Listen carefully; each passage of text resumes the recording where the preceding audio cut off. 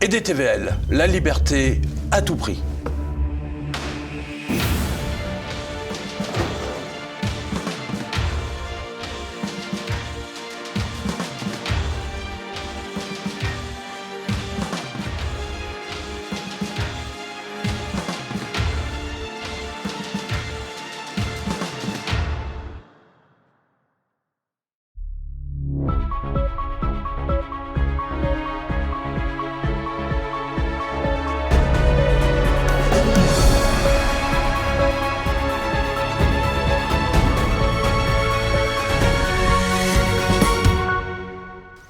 Bonjour à tous, ravi de vous retrouver pour Politique et Économie.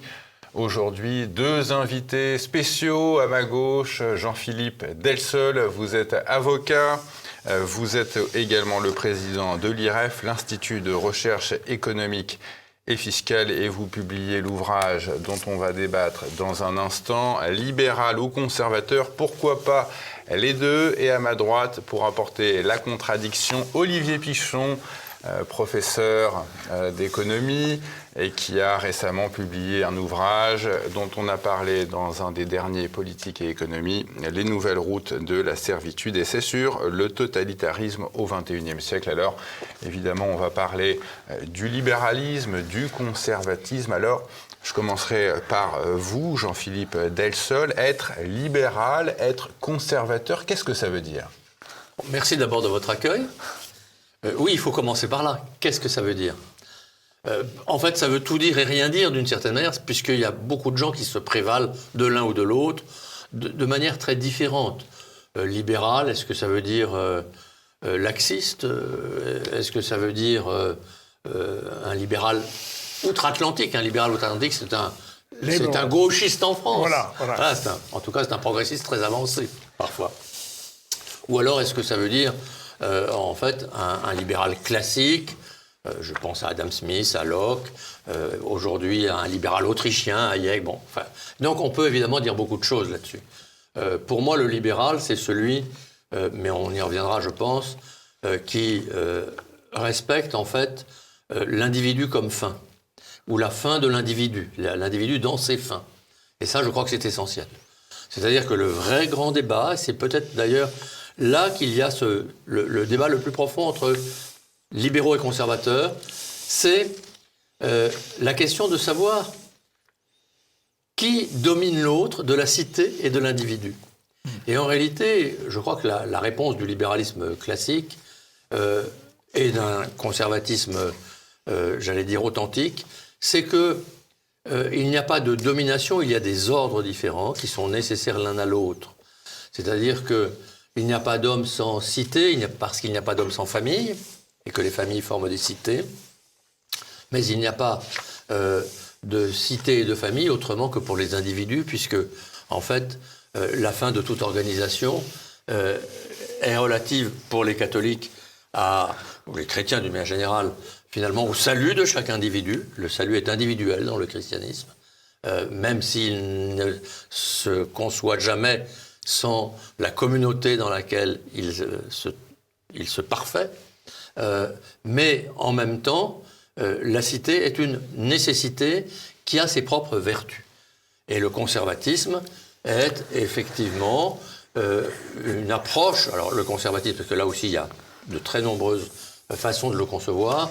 Je pense peut-être plutôt à un conservatisme au sens anglo-saxon d'ailleurs.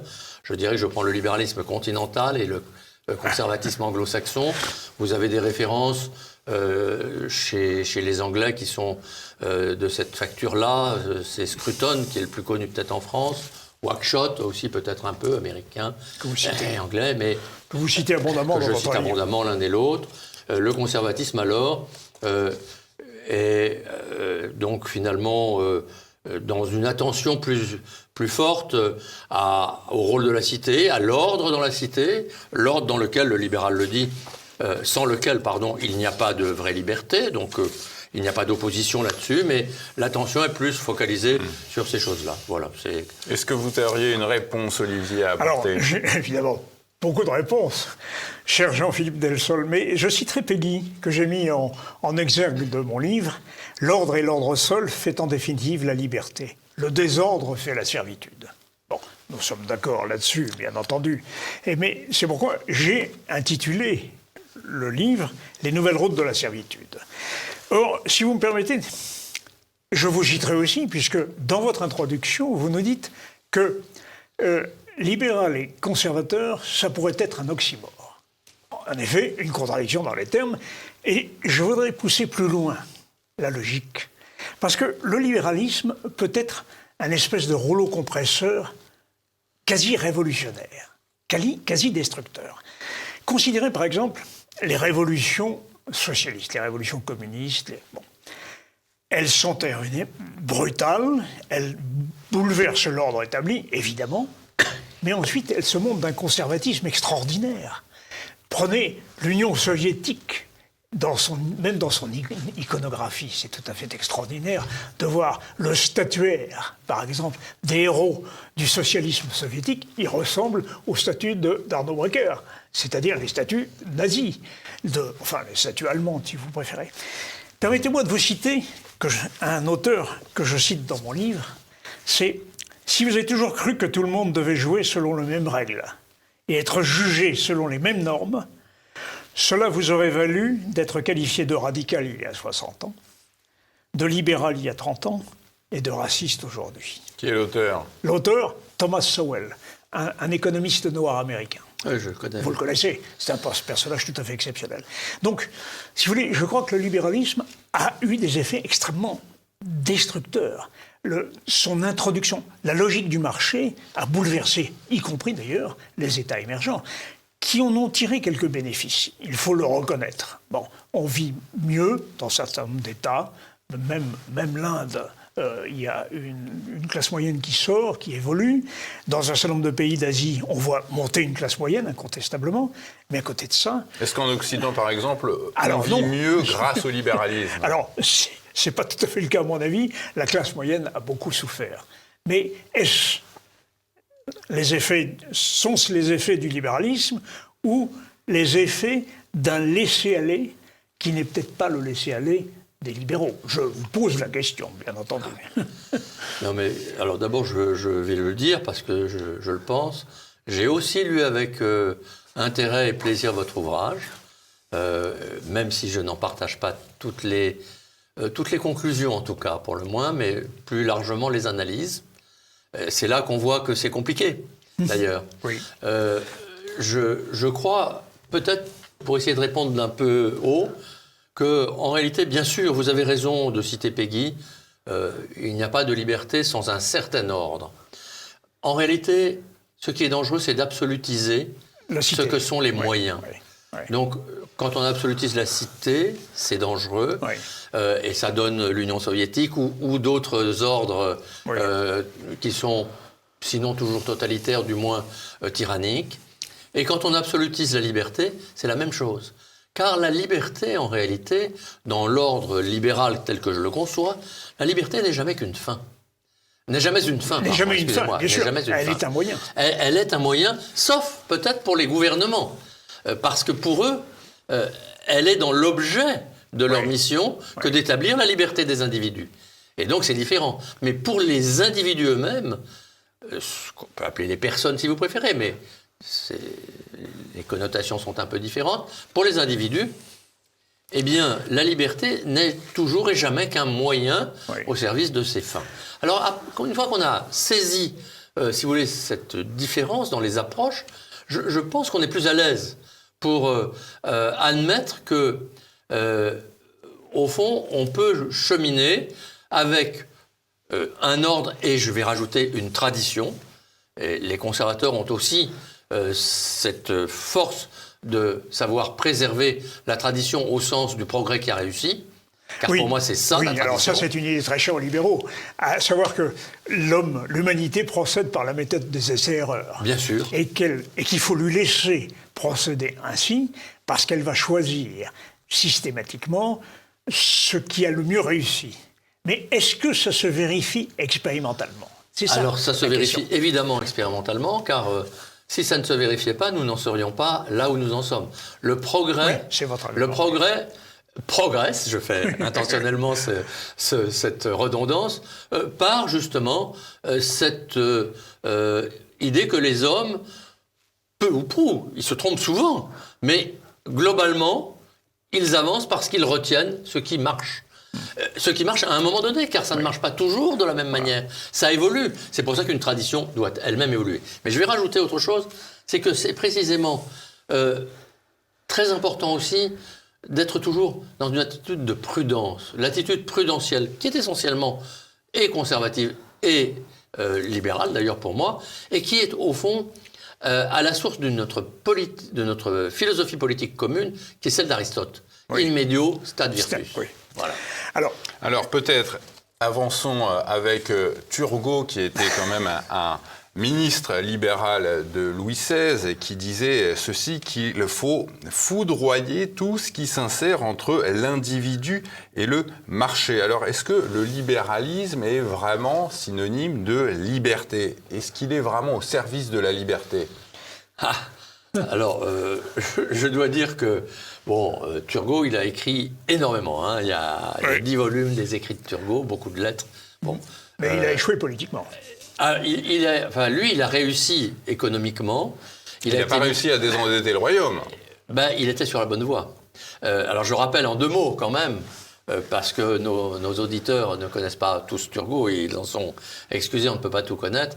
Turgot, nommé ministre de Louis XVI à un moment très critique déjà. Oui, le budget. Et il fait une très belle lettre à Louis XVI pour lui dire que il le remercie et qu'il va essayer de s'employer à sauver le régime par la liberté, justement. Et la liberté commence parce que nous sommes dans l'Ancien Régime. Ce qui compte d'abord, c'est de nourrir les gens. Et donc, le problème, c'est d'abord le blé. Et quand Turgot arrive, il y a eu des famines, il y a eu des difficultés d'approvisionnement dans bien des pays, de la Touraine au bord de l'Aisne, etc.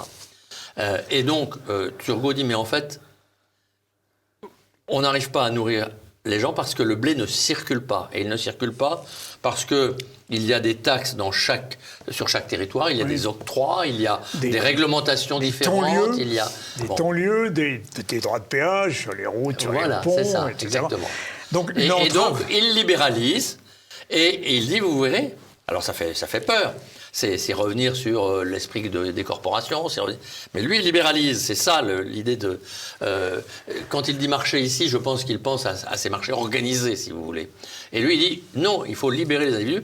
Ils vont avoir le droit de vendre leur blé là où ils veulent. Et en fait, ça marche très bien. Pendant 2 ans, ça marche. Le blé se libéralise. Jusqu'à la guerre des farines. Et en fait, en réalité, la guerre des farines, elle revient parce qu'il y a des gens qui sont contre son système et qui veulent sa mort. Et donc, c'est comme ça que ça se passe. Voilà. Alors, pour venir à l'époque contemporaine, d'abord, je dirais que votre livre est un livre philosophique, moral aussi. Il y a une morale, vous êtes un moraliste dans le meilleur sens du terme, et il se situe en quelque sorte à l'amont de mon propre livre. Je ne fais pas la réclame. J'entends ce que vous dites. Oui. Moi, ce qui m'a intéressé dans les nouvelles routes de la servitude, c'est de voir comment, empiriquement, concrètement, se mesuraient les effets du libéralisme. Voyez ? Et j'émets quelques doutes assez sérieux sur les dérives despotiques de la mondialisation. Est-ce que les oligarques, est-ce que les énormes compagnies capitalistes d'une agilité extraordinaire, je pense à BlackRock par exemple, dont la taille de bilan représente le PIB de l'Italie, de l'Allemagne et de la France, est-ce que ces phénomènes sont issus de la libéralisation? Parce qu'on nous a dit il faut laisser circuler, laisser faire, laisser passer les capitaux, et Monsieur Guizot. On a fabriqué, Guizot, on a fabriqué des monstres. Et les oligarques, eux, n'en font qu'à leur tête et prétendent. Alors là, je reprends la phrase de Saint-Simon, qu'on ne peut pas qualifier de libéral, quoique il est dit, au lendemain des guerres napoléoniennes, nous allons cesser de nous préoccuper de l'administration, du gouvernement des hommes, et nous allons le remplacer par l'administration des choses. Ça. Oui, c'est Saint-Simon. Oui. Il fait comme Fukuyama. exactement la même chose que Fukuyama au moment de la chute de l'Union soviétique. Il dit fini l'histoire, fini les combats, fini la guerre. Désormais, nous allons nous consacrer à la divine consommation. Sauf que c'est encore marxiste. En ce sens qu'ils veulent une société qui va satisfaire les besoins économiques, les besoins alimentaires.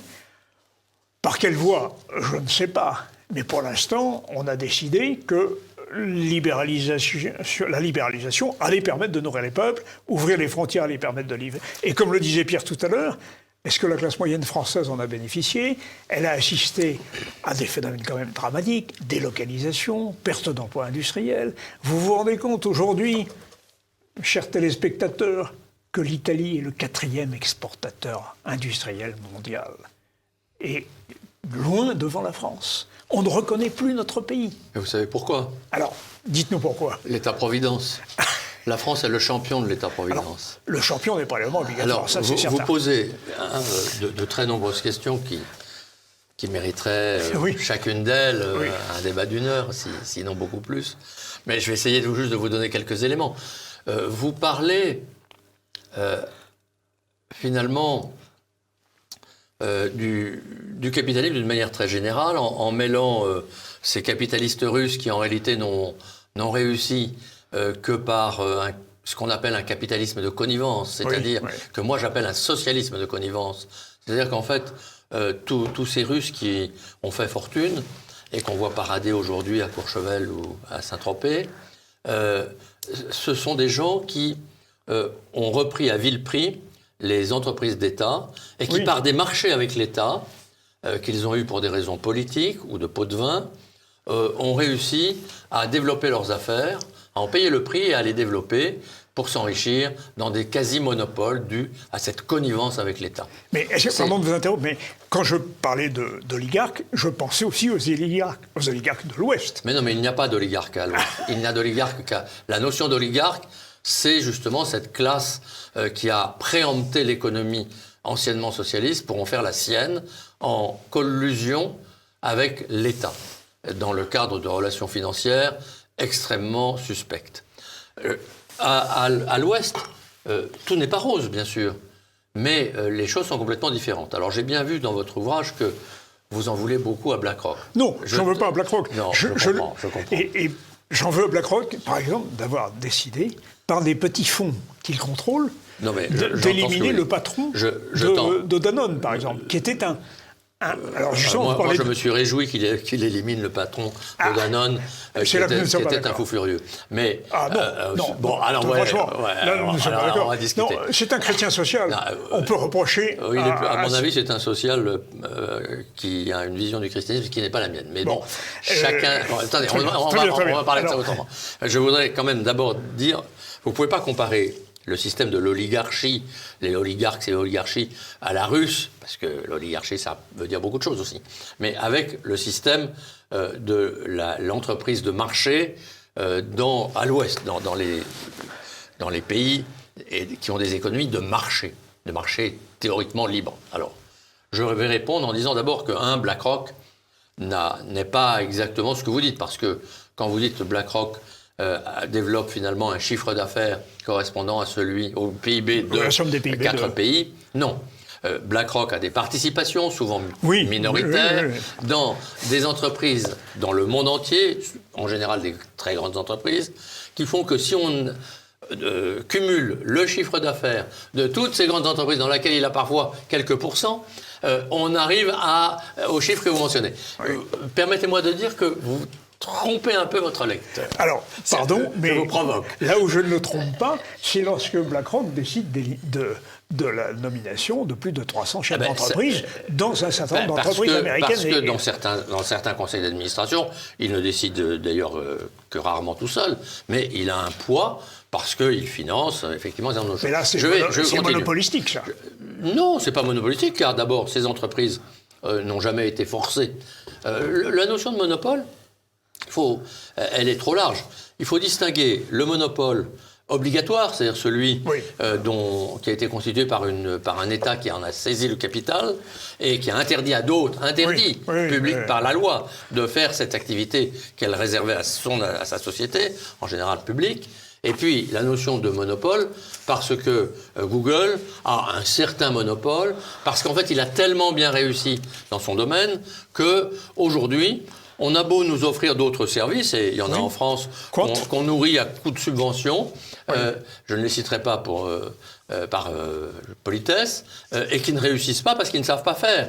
Et donc, et moi je suis sûr que vous aussi, vous utilisez Google, et vous aussi, Pierre. Donc, en réalité... Nous n'y échappons pas, bien sûr. Nous n'y échappons pas, non pas parce que c'est un monopole, mais parce que c'est le meilleur service qu'ils nous offrent. Alors, au-dessus de un pouvoir immense et tutélaire. Je vous ai bien écouté, mais je voudrais terminer... Voilà, on ne peut pas répondre à tout, mais je voudrais terminer quand même en disant que les faits sont têtus.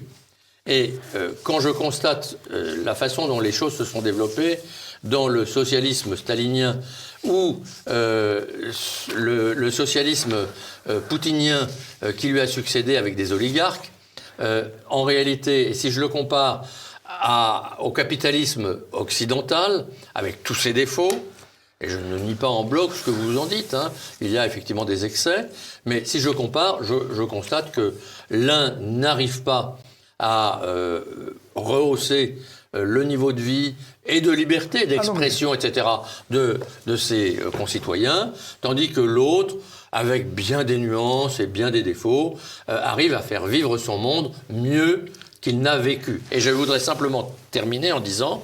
Je suis un peu bavard, mais terminer en disant, pas plus que lui. Mais que si on regarde, en fait, c'est la libéralisation du monde dans les années 80, avec à la fin des années 80 la chute du mur, qui a permis la croissance des échanges mondiaux. Et donc une sorte d'enrichissement mondial. Et les chiffres sont là. Si vous voulez, il y avait en 1820. On estime qu'il y avait 80% de la population dans le monde, était beaucoup plus restreinte évidemment, qui vivait en deçà du seuil de pauvreté. On considère qu'en 1985, si vous voulez, il y avait encore 45%. En 80, il y avait 45% du monde qui vivait en deçà d'un seuil de pauvreté fixé alors à 1 euro constant au PPA. Et je constate que à partir de la libération des échanges dus à l'effondrement du mur, eh bien, le commerce alors a cru de manière exponentielle. Parallèlement, la pauvreté s'est réduite de manière exponentielle aussi. Et on est arrivé juste à la veille du Covid, de la pandémie du Covid, avec un seuil de pauvreté en deçà duquel était seulement à peine plus de 8% de la population, avec un seuil de pauvreté rehaussé de $1 à $1,90 par jour et par habitant. Et donc, en fait, c'est cet échange qui avait réussi à enrichir le monde. Et juste un dernier mot sur ce même thème. Il y a un prix Nobel d'économie, on appelle ça prix Nobel de manière un peu indue, mais c'est pas grave, c'est un prix Nobel d'économie, qui s'appelle Angus Deaton, un Américain, qui a étudié justement cette question en se disant, mais pourquoi ? Et en fait, il a constaté que jusqu'en 1989, la séparation du monde en deux blocs, capitaliste contre stalinien, soviétique, créait en fait des alliances contre nature, chaque bloc essayant d'obtenir la voix, notamment à l'ONU et dans toutes les organisations internationales, d'un certain nombre, le plus important, de pays pauvres, car il y avait plus de pays pauvres que de pays riches dans le monde, c'est encore le cas d'ailleurs aujourd'hui, et donc en subventionnant ces pays. Et c'était la course au subventionnement. Et cette course au subventionnement, tant par l'Union soviétique que par le monde libéral occidental, faisait qu'on appauvrissait ces gens. Et à partir de 89, il n'y avait plus de problème de bloc, donc on a cessé ces subventions, et ça a développé beaucoup la richesse. Alors j'aimerais qu'on avance et qu'on en revienne un petit peu à l'actualité. J'aimerais qu'on avance parce qu'il nous reste déjà plus beaucoup de temps, cher Olivier. On est quand même aujourd'hui face à une crise institutionnelle assez grave avec la chute du gouvernement Barnier. Comment on résoudrait cette crise institutionnelle en tant que libéral conservateur ? Alors, si... Le budget. Si on parle, donc là on est dans l'actualité, immédiate. Hein. Ouais. Mais c'est une bonne question parce que, effectivement, on doit pouvoir répondre. Moi, personnellement, j'ai tendance à dire que la censure, c'est pas très grave. Pourquoi c'est pas très grave? Alors, c'est pas très grave aujourd'hui. Et je pense que M. Barnier, pour lequel j'avais spontanément, disons, plutôt de la sympathie, c'était pas Il n'était ni sectaire, ni idéologue. Voilà, donc c'était déjà beaucoup. Ouais. C'était déjà beaucoup. Par rapport à certains politiciens. Exactement. On a échappé à Casse-Tête, je l'appelle Casse-Tête intentionnellement, et on préférait Barnier. Enfin, je pense, globalement. Mais ceci étant, alors d'autres auraient préféré d'autres, mais ils n'ont pas eu la majorité, tant pis pour eux. Voilà, c'est comme ça, c'est la vie politique. Mais ceci étant, il n'a pas eu de courage. Voilà. Et pourquoi il n'a pas eu de courage? Parce qu'il n'a pas su, alors que c'est possible, baisser les dépenses publiques. Voilà. Nous vivons dans un pays qui est le champion du monde en tout.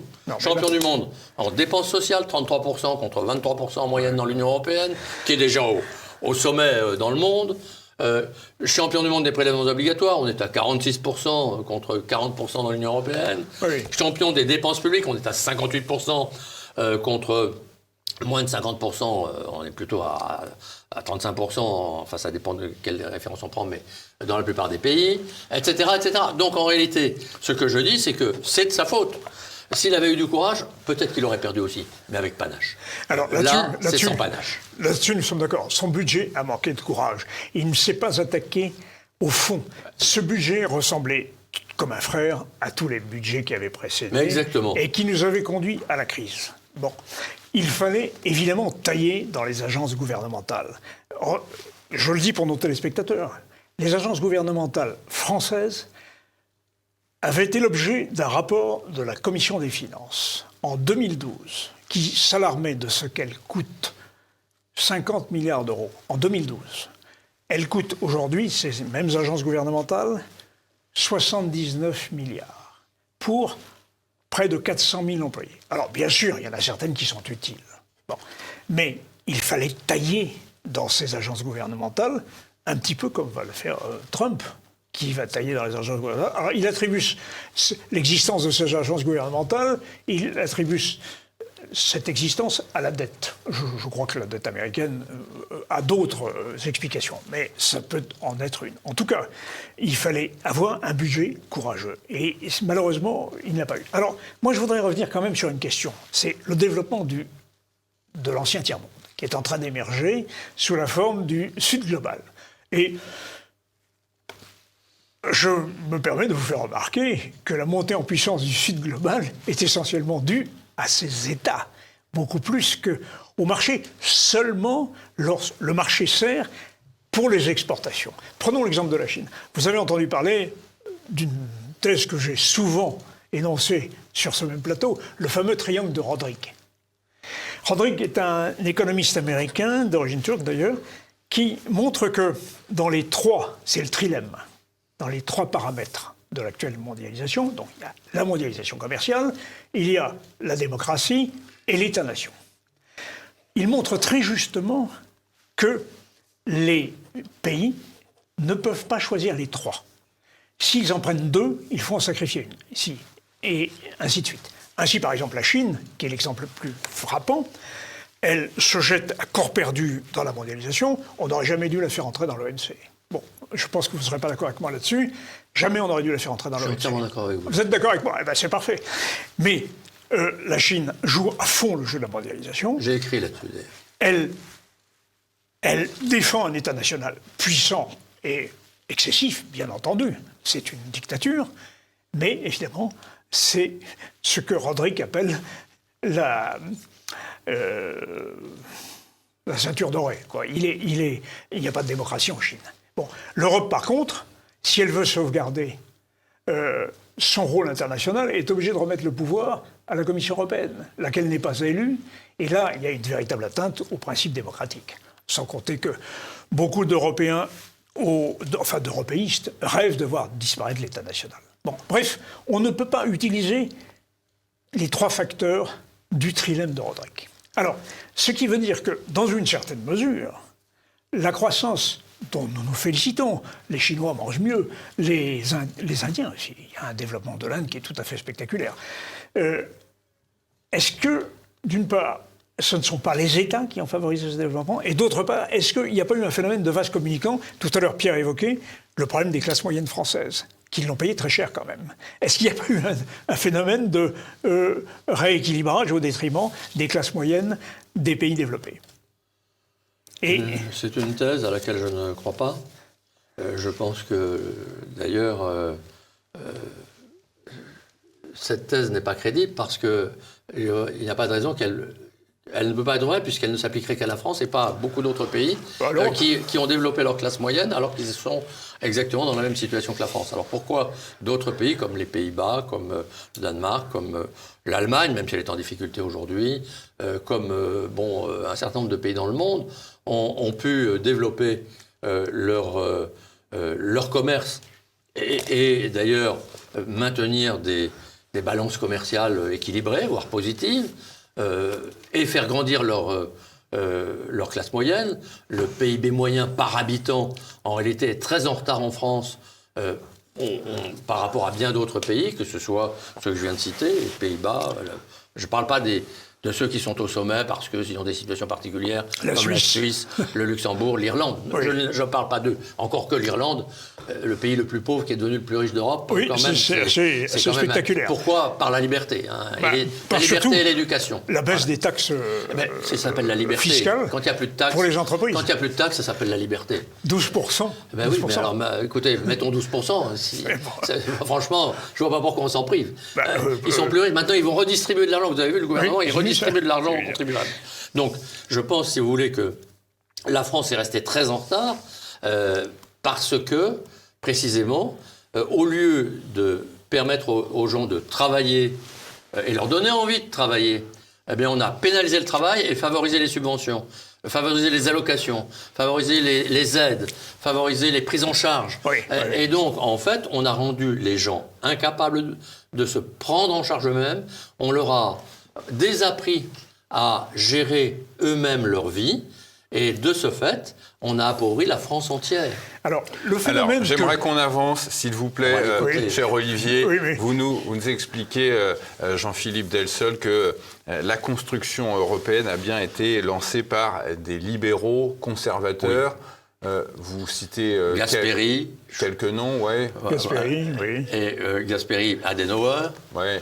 Et votre ami mon ami, enfin, Robert Schuman. Je n'ai rien contre Robert Schuman, personnellement. Il y a d'autres noms qu'on pourrait citer, par exemple Walter Hallstein, mais qui n'est pas forcément le premier des libéraux qui était un... Walter Hallstein, c'est l'inspirateur Das Neue Europa, rapport remis au chancelier Adolf Hitler, par ce monsieur qui est devenu président de la Commission européenne. Donc, entre libéraux et conservateurs, cette construction européenne, laquelle de ces deux idéologies a triomphé? L'Europe est-elle libérale ou conservatrice, ou les deux? Elle n'est ni l'une ni l'autre aujourd'hui. L'Europe a été créée par des libéraux. N'est-elle pas libérale sur l'extérieur, avec un libre-échange effréné? Elle n'est ni l'une ni l'autre, et je vais vous expliquer pourquoi. Elle l'a été, l'une et l'autre. Je rappelle que c'est un petit symbole que je vous donne, et vous le connaissez sans doute, que je donne à nos auditeurs, pour montrer que, d'abord, au départ, l'Europe de Schuman, Adenauer et Gasperi, l'italien, c'était une Europe conçue par des gens qui avaient la même culture chrétienne, qui ont choisi comme drapeau le drapeau de la Vierge, la couleur de la Vierge avec ses étoiles, je le rappelle. Et c'est quand même un symbole assez fort. Oui, sauf qu'il a été totalement dévoyé, totalement piétiné. Et ce drapeau s'appliquait à une Europe qui avait comme but d'entretenir les racines culturelles, au sens large, donc y compris chrétien d'ailleurs, de l'Europe, et pour les faire prospérer dans l'échange, parce que nous étions tous dans le partage de cette culture, comme cette culture a toujours été partagée dans des universités qui étaient ouvertes d'une ville à l'autre de l'Europe, et je continue. Et à côté, dans les libertés de l'échange des biens, des services, des finances et des hommes. Et de la pensée par la culture, bien sûr. Et donc, tout ça, c'était libéral et conservateur. Et puis c'est le problème de toutes les organisations, et notamment des organisations internationales. C'est que... À quel moment le réacteur européen a-t-il divergé? Mais nous sommes d'accord là-dessus, parce que vous le dites très bien dans votre livre. et je le dis peut-être pas suffisamment dans le mien d'ailleurs. De l'or. Mais c'est de l'or. Et pourquoi c'est de l'or? Eh ben, c'est le christianisme progressiste, socialiste, qui a en fait perverti le principe de subsidiarité. C'est-à-dire que là où les États s'étaient réunis pour faire ensemble des choses qui venaient de chacun de ces pays, on a transformé le principe de subsidiarité de bas en haut en bas. Oui. Le principe de subsidiarité, je le dis pour nos auditeurs, on peut le définir de manière très simple. C'est celui qui a inventé un peu cette notion, qui était un prélat allemand qui luttait contre le Kulturkampf de Bismarck, Monseigneur von Kettler, a exprimé ça en disant la subsidiarité, c'est quoi? C'est en bas tout le possible, en haut tout le nécessaire. Voilà. Et Delors, il a fait l'inverse. Ouais. En haut tout le possible et en bas tout ce qui reste. Voilà. Soit dit en passant, je crois que von Kettler est en voie de béatification. Ah oui, ça je ne le savais pas. Il y a un dossier, plaisir, il y a un dossier en cours. Mais alors justement, parlons de béatification. Bon, Robert Schuman prononce ce fameux discours du Salon de l'Horloge de 1950. Ce discours a été rédigé par Jean Monnet. Je ne sais pas si Jean Monnet est un libéral. Mais il ne l'est pas. Il n'est pas du tout. Nous sommes bien d'accord. Jean Monnet. Parce que Jean Monnet, c'est un technocrate de la CIA. qui a passé son temps à être une sorte de grenouille d'État. Bon, il y a les grenouilles de métier et les grenouilles d'État. Et qui a fait prospérer sa propre vie professionnelle sur son entrisme dans les relations internationales entre la France et ses partenaires. C'est lui qui rédige le discours de ce cher Robert Schuman. Et vous savez qu'il existe un document, une neuvaine au serviteur de Dieu, Robert Schuman, pour sa béatification. Je me permets de vous lire simplement, la neuvième mention. 9e jour, c'est l'apothéose. L'ère communautaire inaugurée par la déclaration du 9 mai 1950 est appelée à étendre au monde entier le bénéfice de ce miracle européen. Nous sommes là, dans une espèce de religiosité millénariste. Mais cher Olivier Pichon, c'est pas de la faute de Schuman si on fait de Schuman quelque chose comme ça. Bien sûr. En réalité, je ne l'incrime pas. Je pense que vous partagerez mon analyse que c'est en fait la curie romaine qui est largement influencée aujourd'hui par celui qui la dirige et qui en fait socialise tout. Y compris la pensée de ceux qu'il veut béatifier. Donc c'est de nouveau du césaropapisme. Mais c'est un césaropapisme collectiviste de surcroît. Collectiviste qui est absolument abominable. Alors peut-être pour avancer encore une fois, Jean-Philippe Delseul, le libéralisme économique est donc bien favorable au libre-échange, mais dans le cadre d'une économie mondialisée avec des pays qui ne respectent pas forcément nos normes sociales, environnementales, quelles en sont les conséquences ? Eh bien, je vais vous raconter une petite histoire. C'est l'histoire de l'Angleterre au milieu du 19e siècle. Et on est dans un pays qui était très étatique. Et il y a, à ce moment-là, il y a des décennies de taxes entre les pays. La France, il y a eu le blocus entre l'Angleterre et le continent. Enfin, il y a eu, et ça a suivi ensuite. Bon. Oui, mais ça nous a valu une invention magnifique. C'est Benjamin de Lesser qui invente le sucre de betteravier. Oui, mais ceci dit, parce qu'on ne pouvait plus avoir la canne à sucre. Et la caisse d'épargne. Et la caisse d'épargne. Voilà. Mais ceci dit, l'Angleterre au milieu du 19e dit c'est plus possible. On n'arrive plus effectivement parce qu'on a un royaume, on a un empire, mais ça ne suffit pas. Et en fait, on va supprimer, tous les pays étrangers nous mettent des taxes, de droits de douane, mais en fait, nous, on s'affaiblit avec ces droits de douane parce qu'on en met aussi, et du coup, on travaille dans la limite de nos droits de douane, et il n'y a plus d'initiative pour faire toujours mieux, parce que tout le monde s'endort. Comme il y a des droits de douane à l'étranger, il n'y a pas de produits étrangers qui rentrent, et tout le monde s'endort, et on n'est pas bon. Et ils disent, on supprime les droits de douane. Oui. Unilatéralement. On ne va pas négocier, parce qu'on n'y arrivera pas, on les supprime. Et là, l'Angleterre se mobilise, et elle fabrique des produits meilleurs. Oui. Et elle va les vendre malgré les droits de douane, et elle va devenir le premier exportateur mondial. Oui. Et donc, ce que je veux dire, je vais jusqu'au bout, les Pichons. Je vais jusqu'au bout. Et donc, ce que je veux dire, c'est qu'il y a, dans certains cas, nécessité d'avoir des droits de douane. Je pense que la Chine, par exemple, aujourd'hui, c'est un pays qu'il faut essayer de j'allais dire, de circonscrire et de limiter dans ses ambitions, non pas seulement pour des raisons commerciales, mais aussi pour des raisons politiques, parce que ce n'est pas possible de travailler mondialement avec des entreprises qui ne sont pas dirigées par le marché, mais par le Parti communiste. Oui. Dans chaque entreprise, il y a un... Vous nous expliquez qu'on peut être libéral et pour les droits de douane. Oui, tout à fait. Pour des raisons politiques, plus économiques cette fois-ci. C'est-à-dire qu'en réalité, face à la Chine, il faut arriver à abaisser ce pays. Ouais. Et donc, il ne faut pas lui permettre de s'élever. Et pour des raisons qui sont... Parce qu'en fait, il utilise sa main-d'œuvre à bon marché qu'il exploite contre nous pour des raisons politiques. Et il veut nous dominer politiquement. Or, moi, je suis pour la liberté économique, pas pour la domination politique. Alors, et donc, je pense, si vous voulez, qu'il faut nous libérer économiquement avec tous nos partenaires possibles. Et j'aime beaucoup mieux, pour en venir à une discussion qu'on avait tout à l'heure, aider les pays africains ou asiatiques ou sud-américains qui en ont besoin en commercialisant. Ont-ils besoin de notre aide? J'aime mieux le Mercosur, qui nous permet d'acheter des produits sud-américains et qui nous permet à nos agriculteurs d'être meilleurs. Ils vont mourir avec le Mercosur. Mais ils n'ont aucune raison de mourir. Mais non. Et on va importer des produits qui ne respectent pas nos normes. Jean-Philippe Delsol, vous avez parlé de l'Angleterre. Vous avez parlé de l'Angleterre tout à l'heure, en disant qu'en abaissant ses droits de douane, elle a fait exploser ses capacités productives. Sauf qu'elle a tué ses agriculteurs. Parce qu'elle a baissé les droits sur les blés russes. Et mais elle a créé son industrie. Elle a tué tous ses agriculteurs. Alors, elle a réduit dès 1870, nous avons 2% d'agriculteurs dans les actifs anglais. C'est fini, elle a tué ses agriculteurs. Non, elle n'a pas 2%, mais bon... Oui, elle a tué son agriculteur. Mais ceci dit, elle a créé son industrie. Alors, je vais vous donner un contre-exemple contemporain.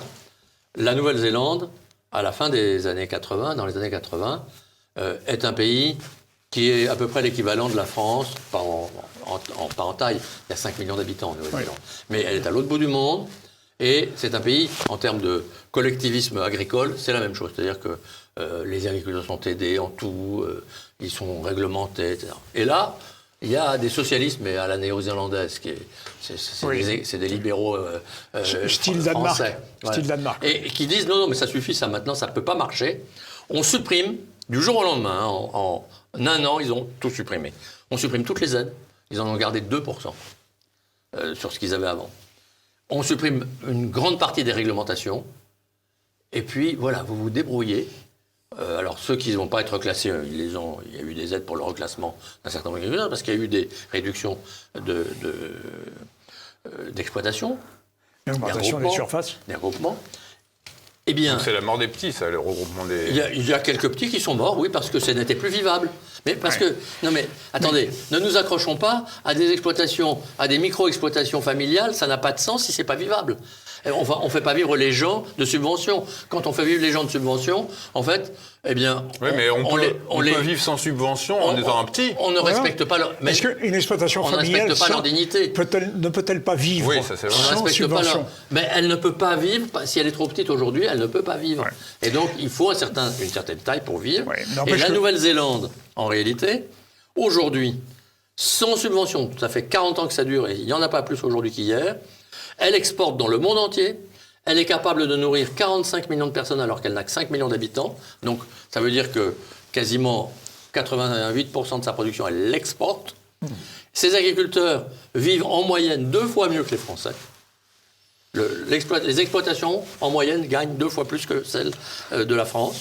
Et donc, ça fonctionne. Le vrai problème des agriculteurs en France, c'est pas le Mercosur, c'est pas la concurrence. La concurrence, elle est bonne, elle va les obliger à s'adapter, etc. C'est la réglementation. Oui, mais ils meurent de réglementation. Oui, mais je maintiens que vous avez évoqué le cas anglais. Je répète, la libéralisation des droits sur les blés russes a tué l'agriculture anglaise. Est-ce que nous ne risquons pas cela pour notre propre agriculture? Je veux bien discuter un moment de l'agriculture anglaise, qui est un autre cas. Oui, on va peut-être lasser un peu nos auditeurs. Non, mais parce que vous avez pris ça comme référence. Mais je veux bien, je peux en parler. À l'inverse du libre-échange, messieurs, peut-être parler de protectionnisme, et c'était notamment les travaux de l'économiste Yves Pérez, que j'avais reçu et qui nous a quittés et que j'appréciais beaucoup. Yves Pérez rappelle que la France a été protectionniste entre 1873 et 1973 et qu'elle ne s'en est pas plus mal portée et qu'après cette période, à partir de 1973, c'est à ce moment-là que la France a commencé à s'endetter. Alors, est-ce qu'on peut faire un lien entre la fin du protectionnisme et le début de l'endettement? Je ne le crois pas. Oui. Pourquoi la France se serait-elle endettée à partir du moment où elle a mis fin à son protectionnisme? Mais attendez, pourquoi l'Allemagne a 60% de dette quand on en a plus de 110? Pourquoi les Pays-Bas en ont encore moins, le Danemark encore moins, la Suède encore moins? Je parle de la France. Ben, ça veut dire que tous ces pays-là ont fait face à la même concurrence, à la même abolition du protectionnisme, car en fait il était partout, hein, oui. À part en Angleterre justement, oui. Encore qu'il est revenu après à la fin du XIXe siècle. Bon, mais ceci dit, donc si vous voulez, c'est pas lié. Il y a plein de pays qui n'ont pas de dette, ou beaucoup moins, et qui en fait sont face à la même concurrence, et qui ne sont pas plus protectionnistes que nous, ni moins. Oui, mais donc c'est pas lié, c'est pas possible. Il est clair qu'historiquement, on peut avoir des échanges internationaux, je dirais même une forme de mondialisation, puisque la première mondialisation commence à partir de 1880 à peu près, avec du protectionnisme. Ça n'empêche pas le commerce international.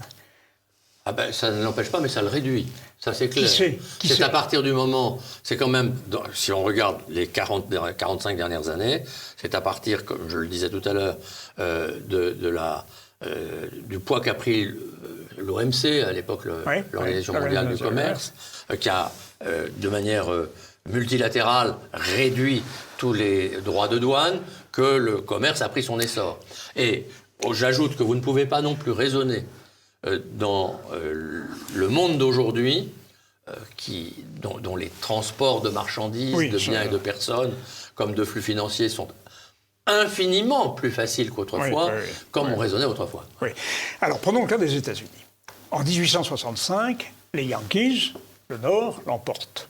Le Nord est industriel, le Sud est agricole. Le Sud agricole a besoin du libre-échange pour exporter son coton, son tabac, etc. Le Nord est protectionniste, et les Américains vont connaître, l'Amérique va connaître un développement exceptionnel, et restera protectionniste jusqu'au GATT, c'est-à-dire jusqu'en 1945. Et on a l'impression, historiquement, je me situe dans le temps long historique, on a l'impression que finalement, la parenthèse libre-échangiste, promue en partie d'ailleurs par l'Amérique, il faut bien le dire, de 1945 à aujourd'hui, à notamment M. Trump, qui revient sur le home shoring, la relocalisation et le protectionnisme, que finalement l'Amérique a connu un développement exceptionnel et que le libre-échange a été une parenthèse dans son histoire. Écoutez, je ne crois pas, parce que les États-Unis avaient une politique un peu différente de la nôtre, parce que, en fait, mais enfin, encore que tous les pays, à l'époque, il n'y avait pas de politique multilatérale. Donc les pays pratiquaient du cas par cas avec chaque autre pays. Oui, et les États-Unis étaient peut-être un peu plus malins. Ils négociaient leurs droits en fonction des pays avec lesquels ils aimaient et devaient échanger. Oui. Comme je vais prendre un autre exemple, l'Argentine de la même époque, fin 19e, début 20e, était l'un des pays les plus riches du monde. Pourquoi? Parce qu'elle exportait son agriculture. C'est bête, un peu de ses céréales, etc. Et donc, elle savait très bien, il y avait des pays qui avaient besoin d'elle. Ils ne mettaient pas trop de droits de douane, parce qu'ils en avaient besoin. Et on avait, grâce aux premiers navires réfrigérés, on a pu transformer les viandes argentines. Et ça remonte à 1880. Hein. C'est ça. Peut-être pour terminer notre entretien, messieurs, revenir sur cette question à laquelle vous n'avez pas répondu, puisque vous avez reproché à Michel Barnier d'avoir eu un mauvais budget. Mais si on est un libéral et qu'on est conservateur, comment redresse-t-on la barre aujourd'hui en France ? Alors, je n'ai pas répondu, et je vais répondre. Moi, je dis que même aujourd'hui, avec la censure, en réalité, le gouvernement, il peut continuer, un gouvernement, quel qu'il soit, parce que le budget, il va être reconduit. Au pire, s'il n'y a pas de nouveau budget pour 2025, on va reprendre le budget de l'an dernier. On a vécu en 2024. On peut continuer. On n'est pas mort. On n'est pas mort. Et d'ailleurs, il y a beaucoup de Français qui vont y gagner parce que, Les bien retraités. sûr, il n'y aura pas d'indexation du barème de l'impôt, mais l'électricité, il n'y aura pas de taxe nouvelle, le gaz non plus, les entreprises non plus. Les retraités vont être payés avec une indexation parce que ça, c'est la loi qui le dit, etc. Donc, en fait, les Français ils gagneront beaucoup plus, contrairement à ce que Barnier a dit. Nouveau mensonge, c'est dommage que cet homme qui a une certaine dignité soit tombé là-dedans. Bon, mais donc, par contre, un nouveau gouvernement, même sans budget, il est limité pour ses ressources par le budget de l'année précédente. Il est limité dans ses dépenses par des plafonds qui sont ceux de l'année précédente. Mais il peut faire des économies. Rien ne lui interdit de faire des économies. Non, bah là-dessus, Or, nous ce sommes dont la d'accord. France a besoin, c'est d'économies dans les dépenses. Oui. Où ça? Eh bien, je vais vous donner. Moi, j'entends depuis 20 ans, la Cour des comptes nous dit très régulièrement que la politique de la ville, c'est 10 milliards en France Oui, par an. oui. Ça ne sert à rien. Ça, c'est une agence aussi. Oui. Une agence gouvernementale. Je prends un exemple qui va peut-être vous faire plus plaisir. L'audiovisuel public, 4 milliards par an. Oui. À quoi ça sert? Ah, mais la politique de la ville, c'est acheter la paix sociale. Mais non, Mais mais non, même Vous voulez pas. avoir mais- les banlieues dans la rue. Mais on les a eus dans la rue, mais mon c'est- cher. Ah bah, Mais c'est on va là recommencer. l'erreur la plus grave, En si vous juin- me permettez. en juin, C'est l'erreur de tous les gouvernements. Les gens croient qu'en donnant de l'argent, on s'achète les gens. Non. Vous savez que ceux qui sont obligés de vivre en léchant la main de celui qui les alimente Non, ont qu'une- toujours envie de la mordre. Bien Bien voilà. sûr. Et Pierre, vous souvenez-vous des émeutes de 2023 Ou ailleurs, les économies. Eh bien, je peux continuer. Les fonctionnaires, on n'est pas obligé d'en embaucher plus, on n'est pas obligé de garder ceux qui partent à la retraite, de leur donner ceux qui partent à la retraite. Oui. On peut même essayer de se séparer d'un certain nombre. Rien ne l'interdit. Oui. Et Là-dessus, nous or, sommes on d'accord. en a un surplus. Bien sûr. Je ne dis pas que... Bon, donc, si vous voulez, tout ça, les efforts que M. Kasbarian, le ministre, a engagés dans des négociations réglementaires sur les jours de carence, on peut les poursuivre. Et quand vous nous dites, Jean-Philippe Delseul, que l'Union européenne n'est pas libérale, est-ce que, en tant que libéral, vous seriez favorable à un Frexit? Alors, personnellement, Ou un Brexit, peut-être. c'est une question compliquée. Hein. Je pense que l'Europe, si vous voulez, en tant que telle, reste bonne si elle est là pour assurer la liberté des échanges, comme on l'a dit déjà tout à l'heure. Donc, et je pense que ce serait très difficile d'en sortir. Mais, ceci dit... C'est une prison, alors. Non, je pense que c'est possible, les Anglais l'ont prouvé. Mais je pense que c'est une arme c'est un peu la bombe atomique. Moi, je regrette beaucoup que les Anglais soient sortis, parce que les Anglais nous aidaient à tirer sur le harnais et éviter que Oui, c'est vrai. l'Europe ne fasse n'importe quoi. Oui. Et en fait, l'Europe s'est libérée des Anglais pour faire n'importe quoi. Oui. Et donc, je pense que de toute façon, Pourquoi ça ne durera n'importe pas. quoi? Mais ça ne Pourquoi font-ils durera pas. n'importe quoi, les Anglais? Les Anglais, enfin, non, les Non, Anglais, non, au contraire, mais- nous aidaient. Ah ouais. Freiner- Oui, non, mais freiner- maintenant qu'ils sont freiner. sortis. Ah ben non, mais l'Europe fait n'importe quoi maintenant que les Anglais sont sortis. Ouais. Parce qu'ils n'ont plus le frein anglais. L'Europe est libérée du frein anglais. On arrive, messieurs, malheureusement, à la fin de ce débat. Il aurait fallu Tout ce des que je heures. peux faire, c'est vous remercier et rappeler le titre de l'ouvrage de Jean-Philippe Delseul, Libéral ou conservateur, pourquoi pas les deux, que vous pourrez retrouver sur la boutique. Et toujours sur la boutique, l'ouvrage d'Olivier Pichon, Les nouvelles routes de la servitude. Tout de suite, vous pouvez retrouver la chronique économique et financière de Philippe Béchade. Merci à vous deux et merci à vous tous de nous avoir suivis. On se retrouve la semaine prochaine. À bientôt. Salut.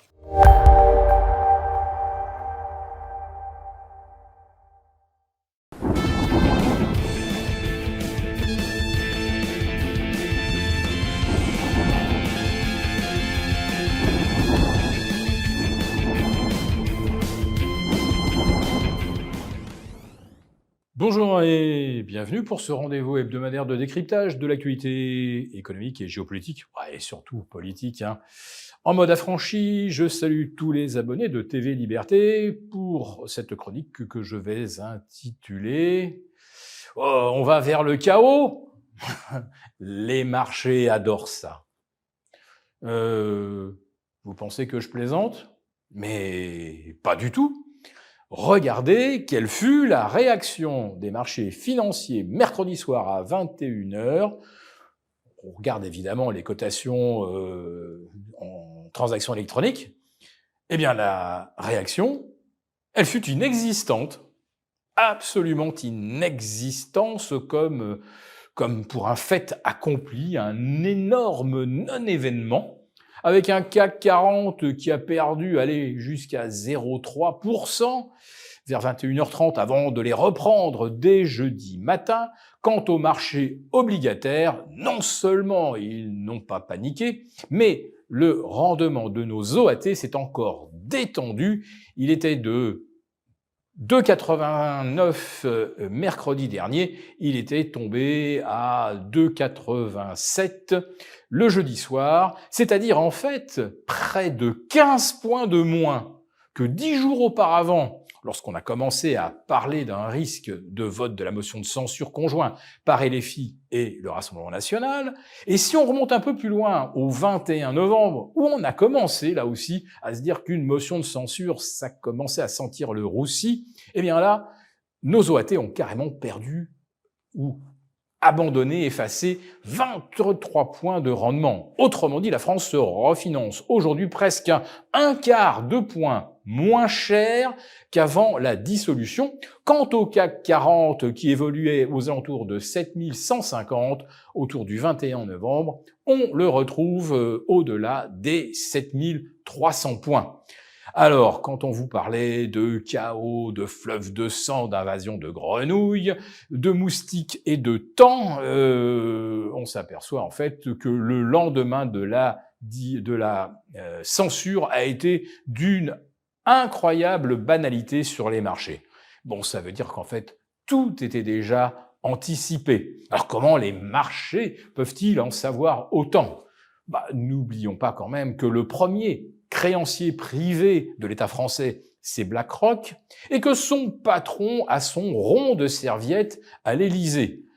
C'est probablement la dernière personne qui a été surprise par la dissolution de l'Assemblée et par la censure du gouvernement Barnier. Alors on pourrait dire quand même, mais oui, on a encore des océans d'incertitude à franchir d'ici la fin de l'année 2024. Il n'y a toujours pas de projet de loi de finances pour 2025. Et si un nouveau Premier ministre se trouvait censuré, et s'il n'y avait pas moyen de former une coalition, eh bien, de toute façon, les marchés, eux, ils ont déjà anticipé que soit la France sera gouvernée par ordonnance s'il y a un Premier ministre et un Parlement qui siège, soit par décret si c'est le président qui s'arroge tous les pouvoirs au travers de l'article 16 pour 2 fois 2 mois. Alors l'article 16, évidemment, pose un petit problème, non pas de constitutionnalité, mais ça ressemblerait quand même aux espèces de coup d'État manqué du président sud-coréen qui avait déclenché la loi martiale et, comme on dit, ça s'est transformé par un scénario de l'arroseur arrosé. Oui, l'article 16 supposerait vraiment que la France soit au bord du gouffre, et on aura bien du mal à nous le faire croire, comme je l'expliquais, avec des taux qui viennent de perdre presque 25 points depuis le 21 novembre dernier, et avec une bourse de Paris qui est à 7-8% de ses sommets, et qui en plus de ça bénéficie de l'effet d'entraînement de Wall Street qui bat record sur record. On en est au 56e ou 57e pour le S&P 500 et le Wilshire 5000. On est à près de 40 records pour le Nasdaq. Et plus les marchés montent, plus on trouve d'investisseurs qui sont prêts à y aller les yeux fermés. Et en ce qui concerne la France, eh bien, les investisseurs suivent aveuglément ceux qui savent, ceux qui avaient anticipé la censure, que ça ne provoquerait ni chaos économique, ni chaos social. Là, je reviens à l'article 16, il y a quand même un petit risque là de chaos social. Mais les marchés semblent, eux, ne pas y croire. Et les cambistes non plus, puisque l'euro, finalement, n'a quasiment rien perdu. Là encore, avec la chute du gouvernement Barnier. Alors, je n'irai pas jusqu'à dire que les marchés aiment vraiment le chaos, mais en tout cas, le chaos technique du gouvernement, ça a aussi mis KO, le projet de surtaxe des bénéfices des entreprises, cotés au SBF 120 ou CAC 40 sur 2023 et 2024. Et ça gèle également les appels à réduire un petit peu les avantages fiscaux dont bénéficient les entreprises, notamment au travers du CICE, parce que tous les calculs montrent que ça coûte pratiquement 60 milliards à l'année au budget, et que si vous faites le compte sur 7 ans écoulés, on serait à pas loin de 500 milliards de cadeaux aux entreprises et autant de déficits supplémentaires, presque la moitié finalement des 1000 milliards qu'on a en plus depuis 2007. Donc, tant qu'aucun gouvernement ou qu'aucun président tout-puissant n'envisage de ponctionner quelque part ou d'impacter les entreprises, eh bien, les marchés sont très contents. Alors, qui va morfler, évidemment, si ce ne sont pas les entreprises qui contribuent au redressement de nos finances, eh bien, ça veut dire que c'est le contribuable qui va le faire. Alors, oubliez tout de suite les fables du type les fonctionnaires ne seront plus payés, les médicaments ne seront plus remboursés, les opérations chirurgicales seront reportées parce que l'hôpital n'aura plus de budget. Tout ça, c'est des fadaises. En revanche, ce qui va arriver très très simplement, c'est que comme on ne va pas arrêter de payer les fonctionnaires ni de financer les retraites et la santé, eh bien ça veut dire qu'on va en fait retirer des dotations aux collectivités locales, c'est-à-dire régions, départements, communes. Ah, tiens, le mot commune, ça doit vous faire penser à taxe foncière. Et évidemment, c'est l'argent qui vient d'en haut qui ne viendra plus, justement, alimenter les caisses des bourgades, des départements. Et il faudra donc qu'ils trouvent leurs ressources sur place en faisant quoi? Eh bien sûr, en augmentant les taxes foncières, mais ça ne sera pas l'État. Et oui, ça sera à nouveau la mairie qui sera accusée d'avoir littéralement empêcher de se chauffer ou de se nourrir le pauvre retraité qui d'ailleurs risque de voir sa pension de retraite non revalorisée.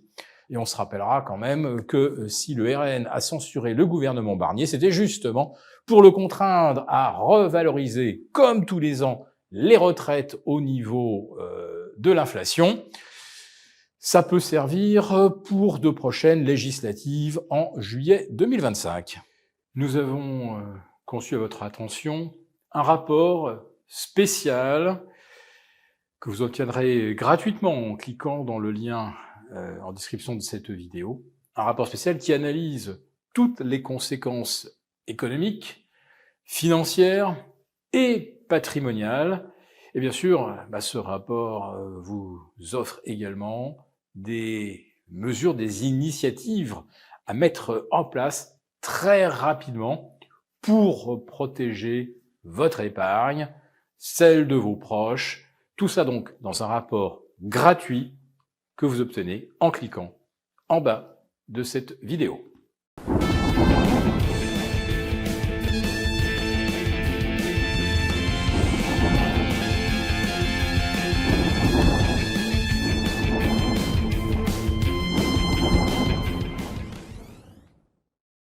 Journal télévisé, reportages, enquêtes, entretiens et débats. Tous les jours, retrouvez les programmes complets de TVL sur tvl.fr ou sur notre chaîne YouTube.